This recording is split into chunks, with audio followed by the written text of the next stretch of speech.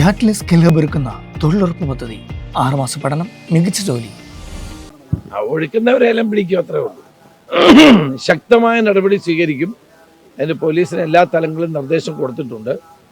ഓണക്കാലത്ത് ലഹരി ഒഴുക്കുന്നവർ, സ്പിരിറ്റ് ഒഴുക്കുന്നവർ, അതോടൊപ്പം തന്നെ കഞ്ചാവ് ഉൾപ്പെടെയുള്ള ലഹരി പദാർത്ഥങ്ങൾ ഒഴുക്കുന്നവർക്കെതിരെ കർശന നടപടി ഉണ്ടാവും.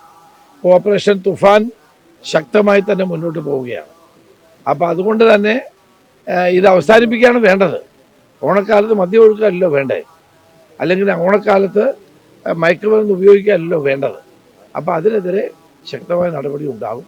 പോലീസും എക്സൈസും അതോടൊപ്പം തന്നെ മറ്റ് സർക്കാർ ഡിപ്പാർട്ട്മെൻറ്റുകളെല്ലാം ഒരുമിച്ച് ഈ കാര്യത്തിൽ മുന്നോട്ട് പോവുകയാണ്.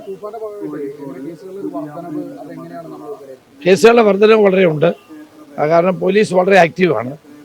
ഏതെങ്കിലും ഒരു പോലീസ് ഉദ്യോഗസ്ഥൻ ഇതിനകത്ത് കള്ളക്കളി കളിച്ചാൽ അവരുടെ പേരിൽ നടപടി ഉണ്ടാകും. അത് ശക്തമായി തന്നെ നിർദ്ദേശം കൊടുത്തിട്ടുള്ളതാണ്. അതുകൊണ്ട് ഓപ്പറേഷൻ തുഫാനകത്ത് ഒരു രാഷ്ട്രീയവുമില്ല, എല്ലാവരും ചേർന്ന് വിജയിപ്പിക്കേണ്ടതാണ്. ഭാവി തലമുറയെ രക്ഷിക്കാൻ വേണ്ടിയാണ് ഓപ്പറേഷൻ തുഫാൻ. ഇതുവരെ തുഫാൻ 75 ദിവസം പിന്നിടുന്നു. വൻ വിജയമാണ്. ജനങ്ങളുടെ പൂർണ്ണ സഹകരണമുണ്ട്. എല്ലാവരും ഒരുമിച്ച് നിന്നുകൊണ്ട് മുന്നോട്ട് പോവുകയാണ്. ഒരു കൺഫ്യൂഷനും ഇല്ല. എല്ലാം ഇന്നും നാളെ കൊണ്ട് എല്ലാം പിന്നെ അവരുടെ പോസ്റ്റിങ് നടന്നുകൊണ്ടിരിക്കുകയാണ്. ഈ ദിവസങ്ങളിൽ അത് പൂർത്തിയാകും. എല്ലാ സ്ഥലങ്ങളിലും ഉണ്ടാകും. അത് ഇന്നും നാളെ കൊണ്ടെല്ലാം പൂർത്തിയാകും. വളരെ വളരെ ദൗർഭാഗ്യകരമായ സംഭവമാണ്.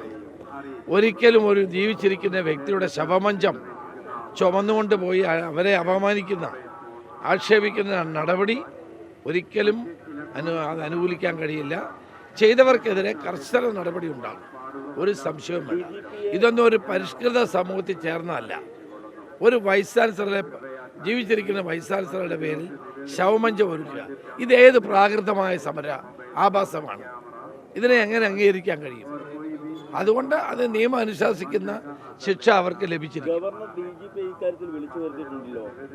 അല്ല, ഗൗരവമായ കാര്യമല്ലേ ഇത്?